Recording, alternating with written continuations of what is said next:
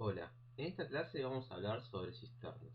En principio tenemos que definir qué es una cisterna. Recuerden que la definimos como un segmento de espacio subaracnoideo que se va a limitar por trabéculas, por membranas o por septos. Es importante recalcar que están bañados de líquido cefalorraquídeo. Y por otro lado vamos a encontrar estructuras importantes en la cisterna que corresponden generalmente a las estructuras vasculares que luego van a irrigar al encéfalo. Vamos a ver que las cisternas se pueden clasificar en dos. Tenemos cisternas supratentoriales e infratentoriales. Por debajo de la tienda del cerebelo, cisternas infratentoriales, y por encima de la tienda del cerebelo, cisternas supratentoriales. Vamos a hablar primero de sistemas supratentoriales y miren este esquema. Yazargi, el profesor Yazargi y el profesor Roton fueron dos investigadores, neurocirujanos e investigadores de la neuroanatomía microquirúrgica, y ellos han escrito trabajos sobre las cisternas. Yazargi muestra en este esquema las distintas cisternas que se van a distribuir a lo largo de todo el encéfalo. Por ejemplo, tenemos cisterna de la lámina terminalis, cisterna interpeduncular por acá, la pericallosa en relación con el cuerpo calloso, y vemos que justamente acá podemos ver las supratentoriales y las infratentoriales. Vamos a comenzar por la cisterna del surco lateral, antes llamada cisterna silviana. Cisterna silviana, ya que antes el surco lateral se denomina surco o cisura silviana. Fíjense que acá tenemos una imagen que es una visión quirúrgica en donde vemos, perdón, es un cerebro en plena cirugía.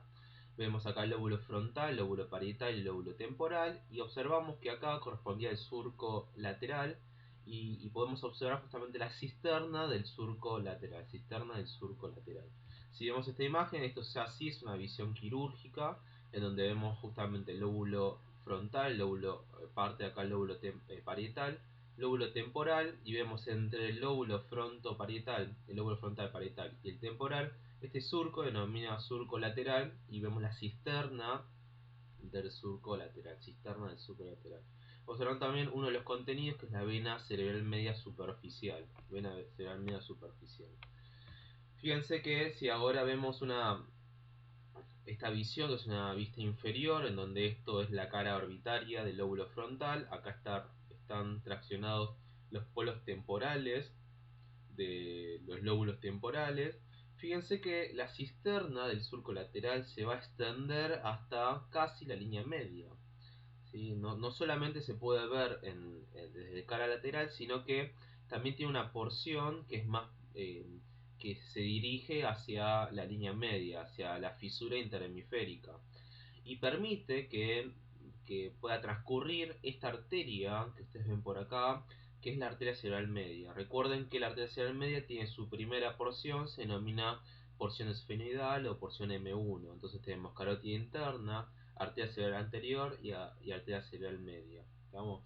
Si vemos esta imagen, que es una visión quirúrgica también, que la vimos anteriormente, pero en un preparado anatómico, vemos que acá tenemos lóbulo frontal, el lóbulo parietal no se ve claramente, acá tenemos el lóbulo temporal.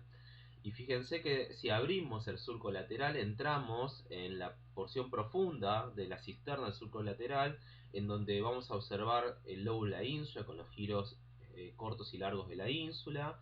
Vemos ya las porciones siguientes a la porción esfenoidal de la arteria cerebral media.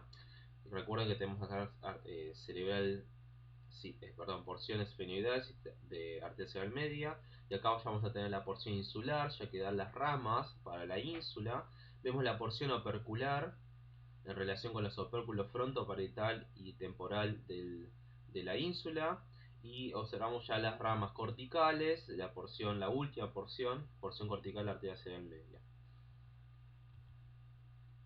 Acá le dejamos todo el contenido de la cisterna del surco lateral.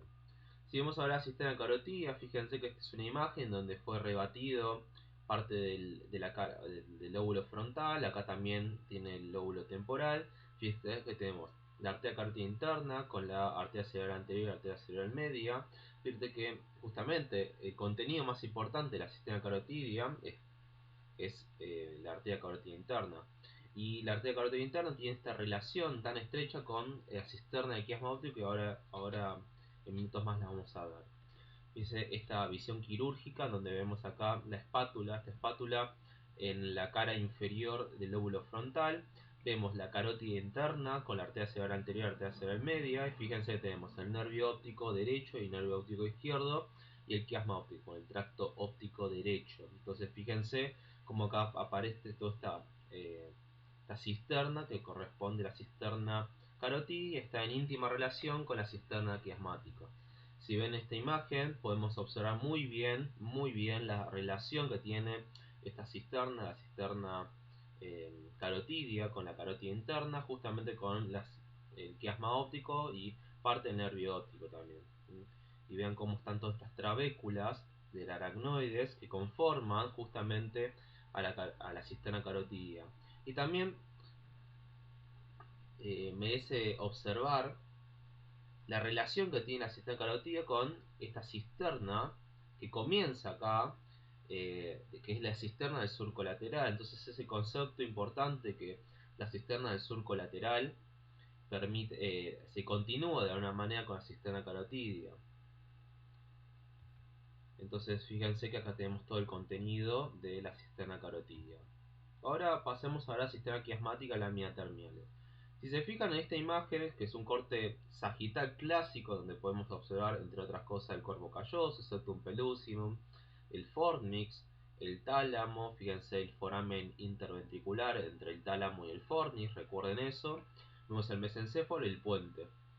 Fíjense que en la parte más rostral vemos justamente la cara medial del encéfalo. Vemos esta estructura que corresponde al corte sagital del quiasma óptico.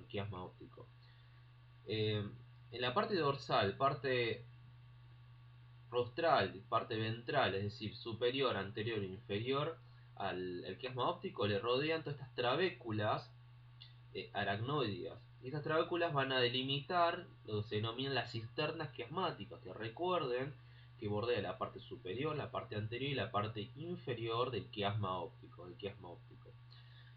Entre el quiasma óptico y fíjense la comisura anterior se extiende una lámina, fina lámina de sustancia blanca, que se denomina lámina terminalis. Y por delante de la lámina terminalis vamos a tener también la cisterna de la lámina terminalis. Y uno de los elementos más importantes de la cisterna quiasmática, la cisterna de la lámina terminalis, lo podemos observar acá. Esta es una imagen donde vemos que esto es rostral, esto es anterior, esto es posterior. Acá está el lóbulo frontal llevado hacia arriba. Y vemos justamente la carótida interna, la cisterna carotidia, que tendría que rodear a la carótida interna, dando la cerebral media y la cerebral anteriores. Y entre las dos cerebrales anteriores tenemos la arteria comunicante anterior. Son dos arterias comunicantes que se anastomosan. Y luego vemos la continuación en el sector postcomunicante de la cerebral anterior. Y fíjense que tanto la comunicante anterior como las cerebrales anteriores están en íntima relación con el quiasma óptico y con la lámina terminalis. Es decir que contenido importante de las cisternas quiasmáticas, de cisterna de la lámina terminalis, vamos a tener justamente a la comunicante anterior y a las cerebrales anteriores. Fíjense nuevamente esta visión quirúrgica en donde vemos la espátula sobre la cara inferior, el lóbulo frontal, vemos los nervios ópticos con el quiasma óptico, la lámina terminalis ahí más transparente, observamos la carótida interna con la cerebral media y cerebral anterior. Fíjense esta imagen donde vemos una visión más inferior, vemos todas las carótidas de los nervios ópticos como el quiasma óptico y el infundíbulo y la hipófisis. Fíjense que vemos la cara orbitaria del lóbulo frontal, vemos entonces la cerebral anterior y la comunicante anterior, y podemos observar justamente la relación que tiene la comunicante anterior, las cerebrales anteriores con el quiasma óptico. Si vemos ahora la cisterna olfatoria, vemos este preparado, que es una visión inferior del lóbulo, la cara orbitaria del lóbulo frontal. Dice que acá tenemos las cintillas olfatorias, y a su alrededor tenemos las trabéculas que van a delimitar justamente la cisterna olfatoria. Si ahora vemos cisterna del cuerpo calloso, fíjense, tenemos esta imagen que es, acá tenemos quiasma óptico, los nervios ópticos, vemos la arteria cerebral anterior con la comunicante anterior y vamos a ir viendo las distintas porciones del sector postcomunicante de la arteria cerebral anterior. Y fíjense, acá esta estructura de sustancia blanca corresponde a cisterna del cuerpo calloso. Vemos la segunda porción de la arteria cerebral anterior, que es la infracallosa. Vemos la precallosa, que está por delante del cuerpo calloso, y vemos parte de la supracallosa. Fíjense en esta imagen, ya acá esto es rostral, esto es caudal, y ya vamos a empezar a ver la parte también supracallosa y ya parte de la poscallosa, ¿no? Fíjense acá, bien que se puede está abriéndose para ir viendo la cisterna del cuerpo calloso, y en este caso acá corresponde al esplenio del cuerpo calloso. Y si vemos bien esta imagen, ya podemos observar, bueno, todas estas fibras comisurales entre eh, los hemisferios que corresponde al cuerpo calloso justamente. Fíjense que tenemos el cisterna de velo interpósito. Recuerden que cuando hablamos del techo del tercer ventrículo, algunos autores como Roton los mencionan como si hubiese cuatro capas. Él describe cuatro capas, que es una de sustancia blanca que corresponde al fornix, dos de tela coroidea, y entre las dos tela coroidea tenemos la capa vascular, tenemos la vena cerebral interna con la arteria posterior-medial. Algunos autores solamente mencionan que el tercer ventrículo está compuesto por la tela coroidea. La realidad es que el velo interpósito se define como el espacio que está entre las dos telas coroideas que define Roton. Y esas dos telas coroideas tenemos líquido cefalorraquídeo y tenemos estructuras vasculares. Por lo tanto, lo vamos a denominar cisterna de velo interpósito. Entonces, ahora en estas imágenes vamos a ver, por ejemplo, acá fueron rebatidos hacia los costados el fornix, es decir, la primera capa del techo de tercer ventrículo que describe Roton.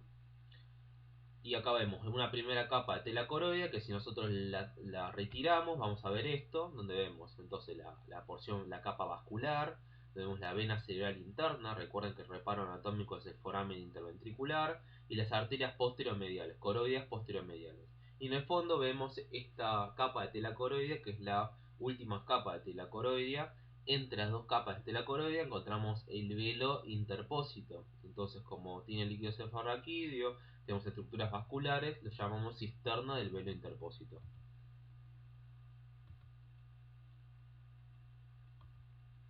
Fíjense en esta imagen, vamos a hablar sobre las cisternas crural y ambiens, y acá hay unos autores que no mencionan la cisterna crural o dicen que la crural se llama peduncular, lo cual es un nombre bastante cierto.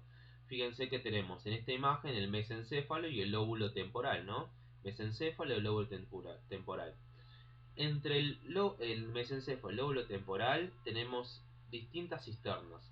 Tenemos líquido cefalorraquídeo que conforma distintas cisternas y que dependiendo de la zona que se localice se va a llamar una u otra manera. Entonces comencemos. Entre los dos pedúnculos cerebrales tenemos la fosa interpeduncular, que más adelante vamos a ver que tenemos justamente la cisterna de la fosa interpeduncular. Entre los pedúnculos cerebrales y el lóbulo temporal tenemos esta cisterna, que se denomina cisterna crural, y para algunos autores cisterna peduncular. ¿Por qué? Porque justamente está en relación con los pedúnculos cerebrales. La cisterna ambiens es la cisterna que está entre la cara lateral del mesencéfalo y el lóbulo temporal. Y obviamente se va a continuar con la cisterna crural o peduncular. Y por último, por detrás del mesencéfalo, en relación con los colículos superiores e inferiores, y más adelante veremos los límites de esta cisterna, encontramos la cisterna cuadrigeminal. Entonces fíjense, tenemos esta imagen donde vemos el mesencéfalo, el lóbulo temporal, luego la fosa interpeduncular. Fíjense, tenemos la arteria cerebral posterior que recorre todas estas cisternas. En la cisterna interpeduncular va a dar las ramas tálamo perforantes. Esta es la porción P1 porque está por detrás de la arteria comunicante posterior. Después tenemos el doctor postcomunicante, tenemos este P2, P2A, que es la cisterna crural, P2B, que está en relación con la cisterna ambiens, y ya P3 está en la relación con la cisterna cuadrigeminal. Otra estructura importante es la vena, que es la vena basal del cerebro, ¿no? Con las distintas porciones que también hemos visto en la clase anterior. Fíjense ahora que vamos a ver todo lo que es cisternas infratentoriales. Y acá podemos ver que, por ejemplo, la cisterna cuadrigeminal, algunos la describen como parte de supratentoriales, otros la describen como algo que se comparte en las supra e infratentoriales, y otros que la escriben las infratentoriales. Pero ahora vamos a hacer, vamos a ir describiendo las distintas cisternas que están en las infratentorial por debajo de la tienda del cerebelo. Fíjense acá que podemos marcar, por ejemplo, la fosa interpeduncular, cisterna interpeduncular, la prepontina, premedular, cisterna magna y cisterna cuadrigeminal, que eso es un corte muy clásico y en donde se pueden ver en resonancia. Entonces vamos a ver ahora cómo se pueden ubicar las cisternas en los distintos preparados anatómicos. Entonces vamos a comenzar con esta imagen en donde tenemos que mencionar que hay distintas membranas en distintos puntos del aracnoide, se forman como membranas que separan las distintas cisternas. Entonces fíjense, tenemos esta que es la membrana carotidia medial, vamos a tener estas membranas que corresponden a las mesencefalopontinas laterales, fíjense, tenemos las pontinas anteriores, vemos la médula pontina lateral y la médula pontina medial. Y por ejemplo, las pontinas anteriores van a separar lo que es la cisterna prepontina, la cisterna cerebelopontina. Cisterna prepontina, cerebelopontina. Por ejemplo, la médula pontina medial va a separar la prepontina de la premedular. Entonces estas distintas membranas que las podemos ver, por ejemplo, en esta imagen, que tal vez en un preparado cadavérico no se noten a la perfección, pero en un acto, por ejemplo, en un acto quirúrgico sí se pueden notar, van a separar las distintas cisternas.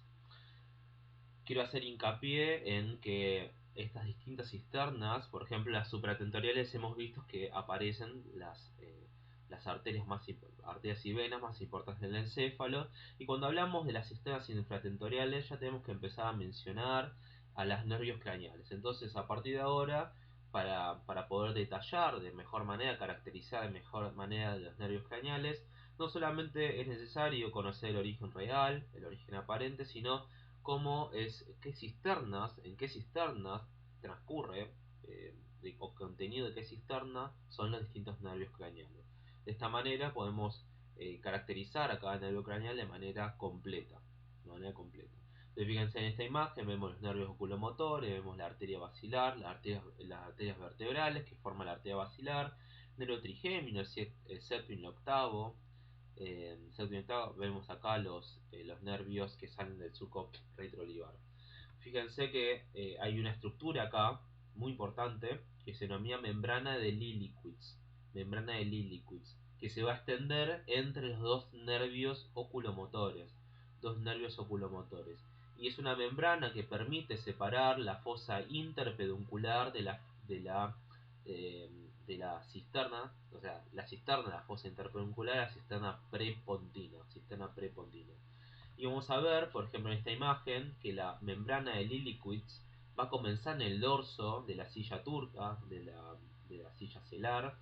Va a comenzar acá y tiene dos membranas. Una membrana diencefálica y una membrana mesencefálica. Membrana diencefálica que termina cerca de los cuerpos mamilares y una membrana mesencefálica que termina en el ángulo que forma el puente y el mesencéfalo. Entonces, la membrana eh, diencefálica separa la cisterna quiasmática de la cisterna de la fosa interpeduncular, y la membrana mesencefálica separa la cisterna de la fosa interpeduncular de la cisterna prepontina. ¿Vamos? Entonces, de alguna manera es un límite, es una membrana que va a individualizar la fosa eh, interpeduncular. Fosa interpeduncular. Fíjense entonces la cisterna interpeduncular como elemento importante y característico. Tenemos el origen aparente del nervio oculomotor, pero vemos estas perforaciones que corresponden a la sustancia perforada posterior, donde van a ingresar las arterias tálamo perforantes. Si vemos la cisterna prepontina, fíjense este contenido que es la arteria basilar, formada por las dos arterias vertebrales y están bien en la línea media. Vimos la cisterna pontocererosa, fíjense que esto lo hemos visto el concepto de la cisterna del ángulo pontocereroso en la clase de ángulo pontocereroso, pero no debemos dejar de mencionar al quinto nervio craneal y al séptimo y el octavo nervio craneal que está en relación con el flóculo. Fíjense que si somos estrictos, la cisterna pontocererosa no contiene a todos los complejos neurovasculares que hemos descrito cuando hablamos del concepto de ángulo pontocereroso, sino que hace hincapié en la arteria cererosa superior con el nervio trigémino y la arteria cererosa anteroinferior con el séptimo y el octavo. Y estos formarían parte contenida de la cisterna del ángulo pontocereroso junto con este nervio que vemos por acá, que sale de la unión de la médula oblongada con el puente, que es el nervio abducens. Fíjense que al sistema premedular tenemos las pirámides de la médula oblongada, y tenemos el surco preolivar, que tenemos el nervio hipoloso saliendo. Si hablamos de la cerebelo medular, fíjense que está al costado de la premedular y está entre el cerebelo y la médula oblongada, y vamos a ver justamente los nervios que están saliendo del surco retroolivar, ¿no? O sea, el osofaringio, vago y el accesorio. Si vemos ahora la cisterna corigeminal, podemos ver límites precisos. Fíjense que tenemos, como mencionamos anteriormente, es la cisterna que está en relación con los colículos superiores e inferiores. Es decir, que nuestro límite anterior de la cisterna corigeminal son los colículos superiores e inferiores. El límite inferior es la cara superior del cerebelo. El límite superior es el espleño del cuerpo galloso. Si hablamos de contenido, ¿qué contenido es importante? Bueno, fíjense, acá tenemos la vena cerebral magna, que es continuación de la unión entre las dos venas cerebrales internas. Acá tenemos la vena basal del cerebro y acá tenemos la vena vermiana superior. Entonces esto es contenido importante, la cisterna cuadrigeminal. Entonces recuerden recordar todos los límites de la cisterna cuadrigeminal. ¿Cómo lo podemos ver también la cisterna cuadrigeminal? Fíjense esta imagen donde vemos el cerebelo, la cara superior, la cara inferior. Vemos el lóbulo occipital derecho y el izquierdo. El derecho fue levantado para ver en esta porción la parte más superficial, la cisterna cuadrigeminal. Y si nosotros lo vamos disecando, vamos a ver que acá tenemos los colículos superiores e inferiores, la glándula pineal, los dos tálamos y entre los tálamos el tercer ventrículo. También fíjense en esta imagen donde vemos, recuerden el concepto de central core. Tenemos el hemisferio derecho, el central core izquierdo. Acá tenemos la fisura coroidea porque el espacio está entre el tálamo y el fornix. Tenemos el cuerpo galloso con el espleño, y recuerden que si tenemos espleño por debajo vamos a encontrar la cisterna cuadrigeminal. Por lo tanto, estos son los colículos superiores e inferiores. Fíjense que esta imagen, esta es la tienda del cerebelo, acá el cerebelo traccionado hacia abajo, y acá vemos la vena cerebral magna, con la llegada de las venas cerebrales internas y las venas basal del cerebro. Fíjense esta imagen donde podemos observar simplemente la cara superior del cerebelo, donde se encuentra la cisterna supracerebelosa. Por otro lado, si vemos la cara inferior del cerebelo en relación con las amígdalas, en relación con la porción del vermis que está en la cara inferior, vemos la cisterna magna, ¿no? Y como el estilete está ingresando en la cisterna magna. También la podemos ver en esta imagen, donde podemos ver perfectamente cómo está en relación con está en la cara inferior del cerebelo y en relación con las amígdalas. Muchísimas gracias, esto es todo.